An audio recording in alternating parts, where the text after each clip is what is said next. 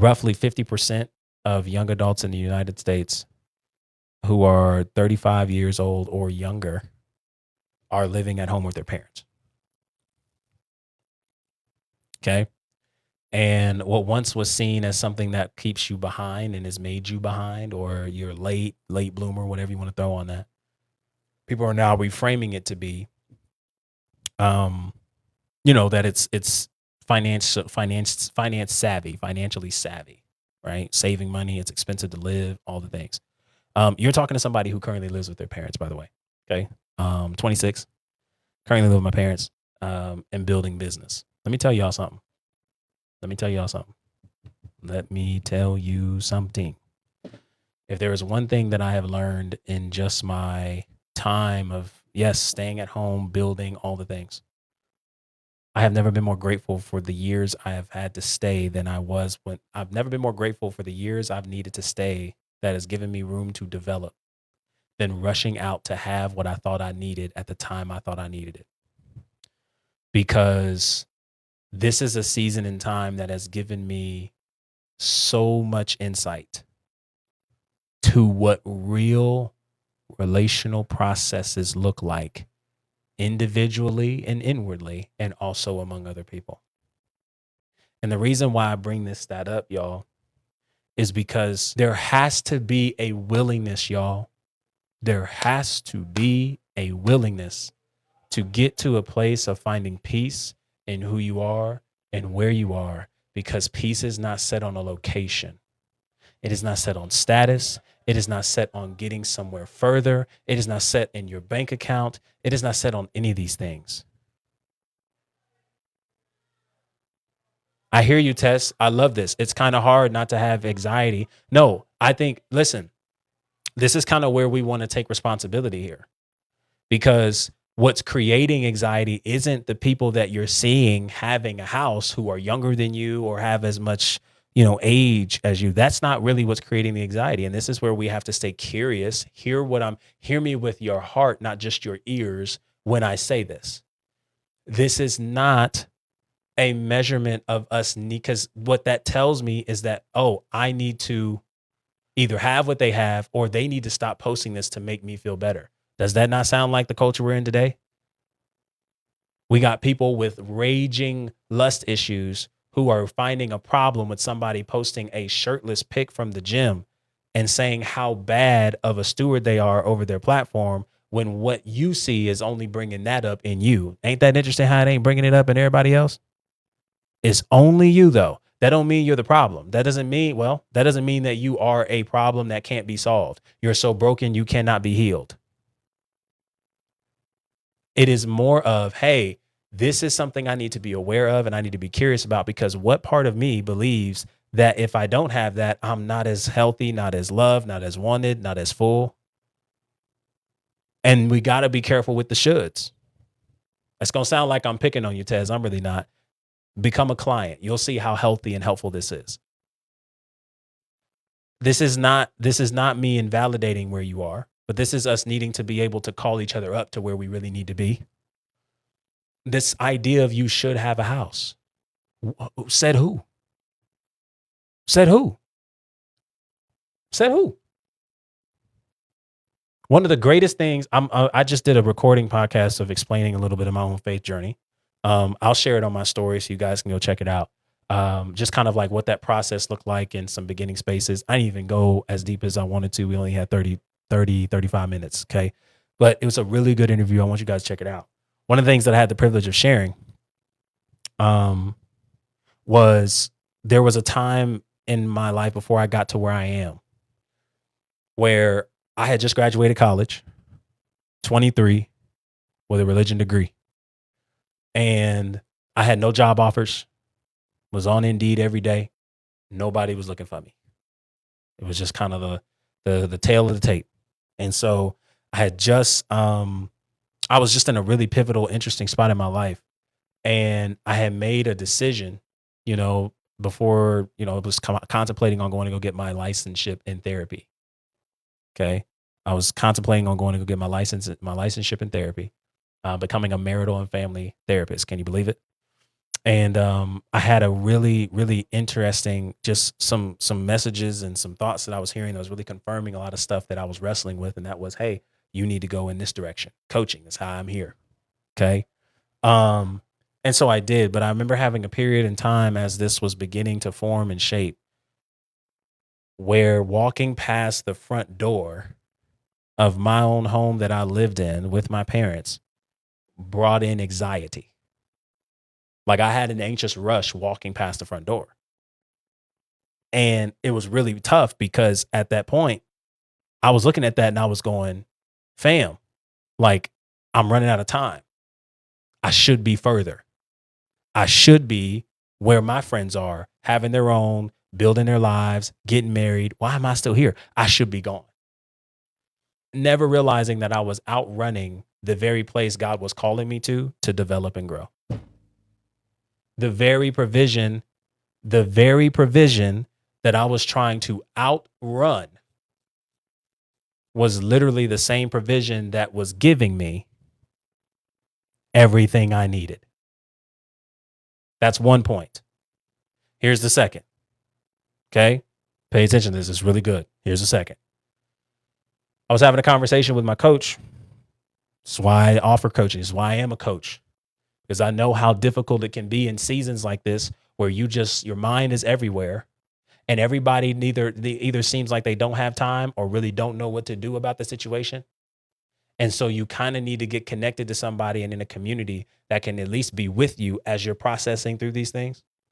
And so I have coaching myself. And at this time, we were having this conversation, feeling behind. It was shown in a lot of my behaviors, hurrying, doing more, performing more. And I'll never forget what he said to me that really rattled my mind. He was like, it is so amazing that you are so ahead, yet chasing people that are behind you. He said something along those lines. It is so amazing that you are ahead and yet still chasing people who are behind you. Because while you have a level of spiritual maturity, mental and emotional maturity and capacity, there are people who have what you want externally and yet are chasing those things externally to have what you have internally and won't get it. And you are so mature. You have what you need, and yet you feel behind. This is another thing he told me, where do you see in Genesis to Revelation where God is expecting you to have a house, to have a car, to have a family by any given day? Do you see that anywhere in Genesis to Revelation? Do you see anything in that in Genesis to Revelation? Boy, I was like, no, I don't. That was a conversation that really helped me shift a little bit more into what I now give y'all in many multiplications of game, and that's abundance. And really what this is telling me is that peace is not a location, y'all. It's where you are. And we're so in a hurry that we miss what God is developing in us to get through us for where we are now, to get to going where we need to be. And it changed the course of a lot of different things for me. It didn't happen overnight. So let me give y'all some more practicality of some of the things that I had to deal with in this season of my life. It's less about the time you woke up and the time you went to bed. If that's where you at, cool. I love it for you. You get up at 5 a.m., great. You get to bed at 10 a.m., great. You got work, you in different seasons. You are working. It's just not where you want to be. Cool. This is just where we are. We'll call this the manna. I'm not going to go into a Bible study, but it's manna. We're going to make it. Okay. Here's what's so interesting that I had to do in this season. No job offers, nothing changing. I'm posting content, 2 views a video. It's pretty rough. Okay. No money coming in nowhere. Okay. This is what I had to get into a practice of: gratitude. Somebody write this down. Number 1, gratitude. You want to take this with you, because no matter the season you're in, you're either going to walk into a season like this, or you're going to need something that's going to help you get through a season like this and help others do as well. We want to write this down. Number 1, gratitude. I had to get into a practice of gratitude. what is going right around me. I know I can look at what I don't have and compare that to what other people around me have, but what do I have and what's working well? And I'm talking as small as I got socks on my feet and I'm grateful. I got movement, and this is what we consider small blessings, but they're not small blessings. They're really grand blessings because somebody somewhere does have it a little less than you. Reality. Somebody somewhere does have it a little less than you. Can't move, can't breathe, can't have their own being. And yet here you are, and God is just, y'all have heard this song, every time I turn around, he keeps blessing me. Blessings on blessings on blessings. And yet we take our ability to breathe on our own for granted, to take a full deep breath for granted, to be able to move our limbs for granted. Just remember the last time you were sick. Just remember the last time you were, and this sounds so preachy, y'all, but I'm telling y'all, getting into this practice of gratitude changed the game. Y'all want Bible for this? I got you. 1 Thessalonians 5:16. Always be joyful. Never stop praying. Be thankful in all circumstances, for this is the will of God to those who are in Christ Jesus. If you ever wonder what God's will is for your life, I just gave it to you. Be grateful. Always be joyful. That's contentment. Living a life of fullness and satisfaction. Never stop praying. Having a prayer life. Be thankful in all circumstances. Gratitude. Now, I want you to catch this, Tez. Okay? I have to do this every day. Sometimes I forget. There's no need to add shame to it. The shame is, again, something we're adding to it. It's not even something that the moment is creating. It's what we're adding to it. Because there's this expectation that we feel like we're falling short of, and then we begin to identify with the expectation we fell short of. That's more of us, not the situation. And how do we address the shame is when we change the story. It doesn't have to be shame, shame, shame, tis, tis, tis. I'm not failing. Here it is. I'm learning. Somebody put that down in the chat, please. I'm not failing. I'm learning. I'm not failing. I'm learning. That is the reframe that we want to engage in. Don't identify with the slip up. Be able to see where it fell short and recover. And it takes one day at a time. Gratitude is number one. Okay. I had to show thankful. I do, Tez. I do. I work with all things. Yeah, absolutely. Attachment styles, all that. So gratitude is a massive difference. It's one of the most slept on spiritual principles. It's one of the most slept on spiritual principles, especially for those of us who are in a first world country who look at what we have available to us and assume it's everyday life for everyone else around the world. It's not. It's not. Do you know that if you are somebody who right now owns an Apple product of any kind, you are literally considered to be in the top 5% of the wealthiest people on the planet?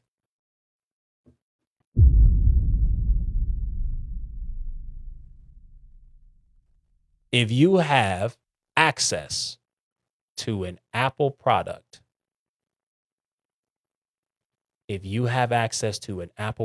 Apple Watch, Apple phone, whatever, you have access to the internet, you have access to all these things that we see regular in our everyday society in the United States. You are literally considered to be a part of the top % of wealthiest people in the world. When I found this out, I was blown away because it's so normal to me. It's so normal to me. And this is the stuff we got to zoom out and think about, y'all. Because even though we can make a big fuss about what we don't have and where we're not, man, is there some places that we still are and we have that we can be grateful for. And here's the beautiful thing is when we lean into this level of abundance, the external life that we live easily adjusts and starts responding to that abundance with more abundance. I'm not promising you that if you just started moving in gratitude, everything you wanted in life is going to come the next day. That's crazy. What I am telling you is that this sense of gratitude is helping you to remain sane, healthy, and full in spite of what's happening or not happening external to you. I'm not telling you what I think. I'm telling you what I know because I'm living it and I lived it. And I can't give y'all something I'm not doing. I preach what I practice.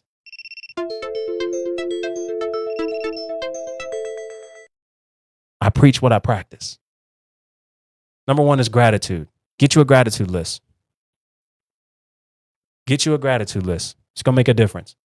Okay. Number two, I got maybe 3 of them and I'll leave y'all alone. Hope this is making sense. Number one is gratitude. Okay. Number 2, I want to write this down. Okay. It wasn't just a practice of gratitude. It was a practice of awareness, self-awareness, honesty.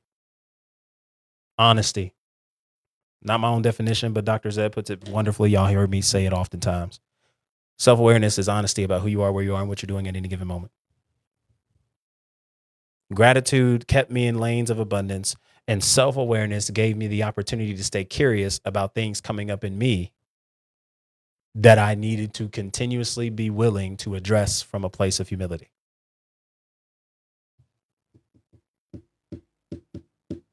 Why is that showing up in me? Why is that bothering me? Why is that annoying me? Why is that frustrating to me?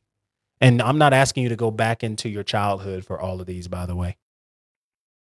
You don't got to do all that. Just be curious enough to understand what is pushing this narrative, what is pushing this story, what is pushing this feeling, and then say, hey, I do desire to feel, move, and have my differences elsewhere. I do desire to live differently, behave differently, respond differently, and stay curious in that response time and change. Self-awareness made a huge difference. I had to start being honest about some of the things in me that were showing up that weren't healthy. And I had to be honest about some things that I was growing in, but I wasn't fully developed in. And I had to be able to answer that call. Took time, took practice, took repetitions, made a difference. Gratitude, self-awareness.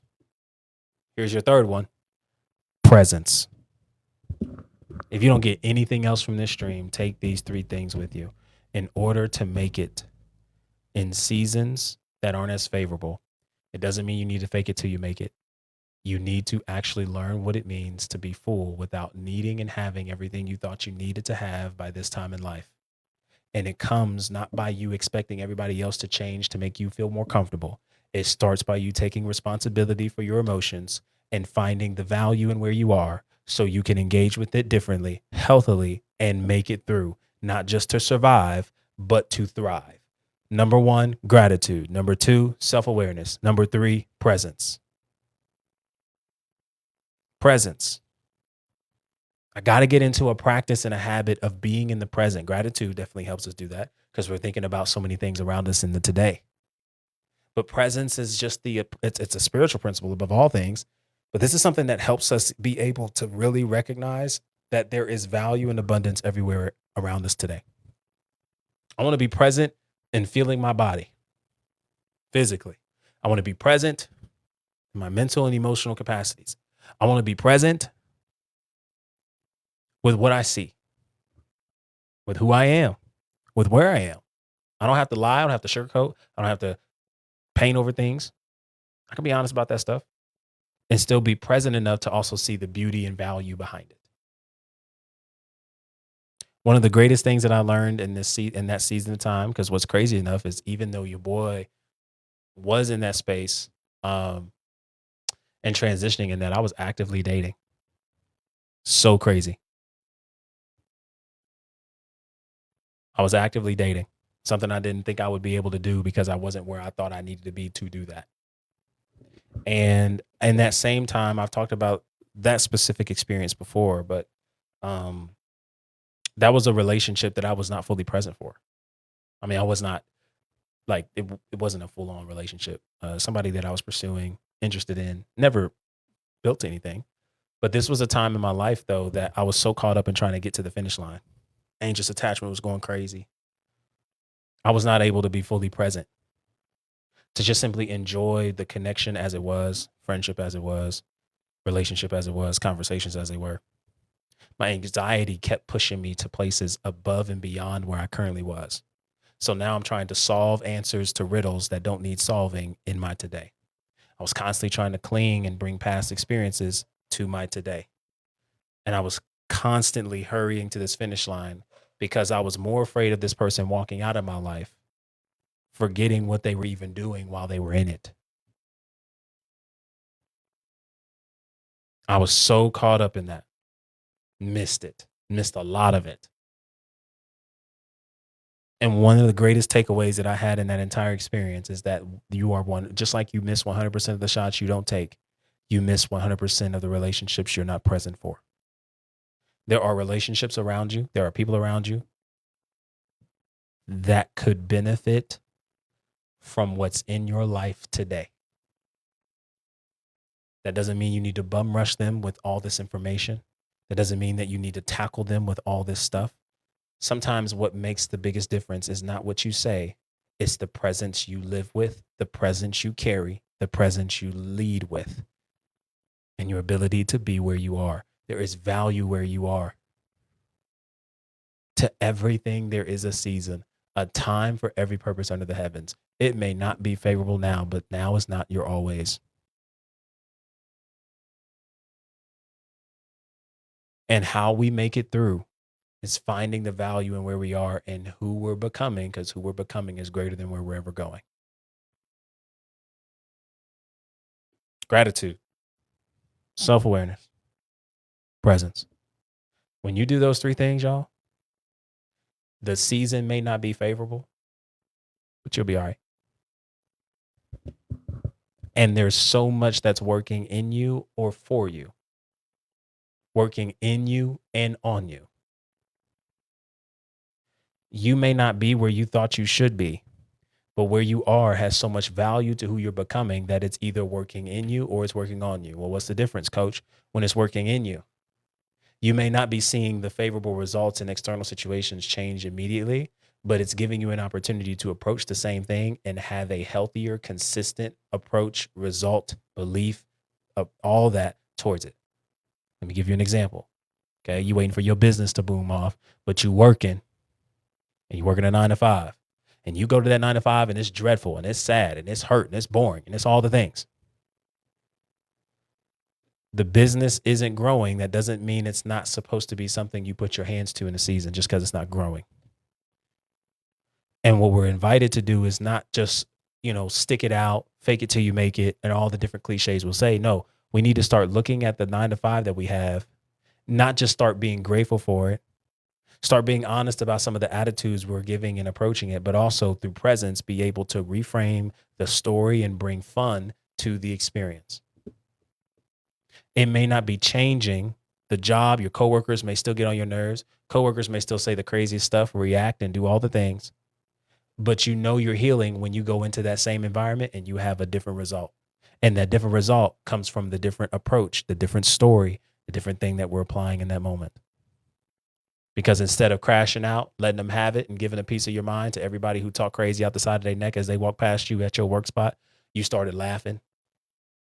You didn't just ignore it, but you just let it go. It wasn't even something that you cling to.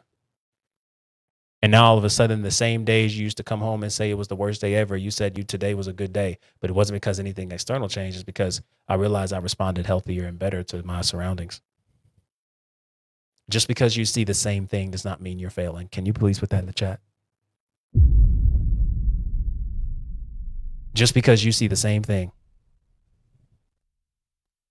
Just because you see the same thing does not mean you are failing. God is not constantly putting a math test in front of you like you've seen your math teachers and all this. God is not this being that is just sliding a consistent test and then you're taking all the answers and when you get it wrong, he's sliding it back to you talking about make corrections because you failed. God don't work like that, y'all. Just because you see the same thing doesn't mean you're failing. It is an invitation, an opportunity to continue growing. Can I put in an analogy and I'll leave you alone? A seed does not grow and respond to the water poured over it while it's buried in dirt immediately. Do you know what the seed does? The seed gets real comfortable in that dark space, that being the soil, when the water is poured over it. And after a while, when the water is soaking up into the dirt and into the soil, the seed starts to come alive and the roots start to go deeper, and the seed starts growing both directions, both down and up, down and up, because it first establishes roots before it pokes through the dirt. From the viewer of the gardener, who has planted the seed, it is easy for him to look at that seed that he's just planted and say nothing's working because he doesn't see the seed poking above dirt in time he would prefer. No. A good, healthy, wise gardener recognizes that before it ever comes up, it must grow down. Growth is not always visually immediate. You got that right, Chase, or Che, sorry. Growth is not always immediately and visual, but here it is, y'all. Just because you don't see it doesn't mean it's not happening. And all work works, because delayed gratification is one of the greatest lessons you could possibly learn in a season like this, because it's going to take you further than what you thought having what you wanted at this time in life would ever give you. Delayed gratification. That watering season and session that the gardener is giving to the seed, every day watering compounded. Every day the watering meant something. Even if the seed didn't respond immediately to his liking, her liking, their liking, it was working. And that watering on day 1 was just as important as that watering on day 30, when that seed finally poked ground and became a little sapling. All work works. And some of you are fighting the process and the development to your core because it's not happening in the way and time in which you want it. And I'm here to just encourage you that maybe there's some roots that are being laid down that we want to be able to receive and be present in, because seed plus dirt plus time equals harvest. And every season is valuable, and God don't waste none of them. I want you to not just live and survive through this type of season. I want you to enjoy it.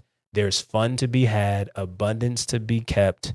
There is so much around you that you're able to lean in towards that doesn't have you constantly thinking and wishing and hoping that God would get you out of here in a quick and in a hurry because you can't take much longer. That has us tripping, surviving. And we go to church and we hear those messages and we call that faith. No. Not saying you can't have moments where you have low seasons. That's all of us. But some of us have constantly used survival language and wore that up as a badge of honor. And it's like, no, fam, we can actually change the way that we're viewing the season that we're in. Because here's the trick, y'all. Sometimes seasons last longer than they need to because of the decisions we're not willing to make. And there are some decisions we aren't making that is actually prolonging and making the season longer. What's the decision that I can make, coach? How you choose to look at this mountain. Your perspective. You know what made Israel go a little longer to get to the promised land? I promise y'all I'm done.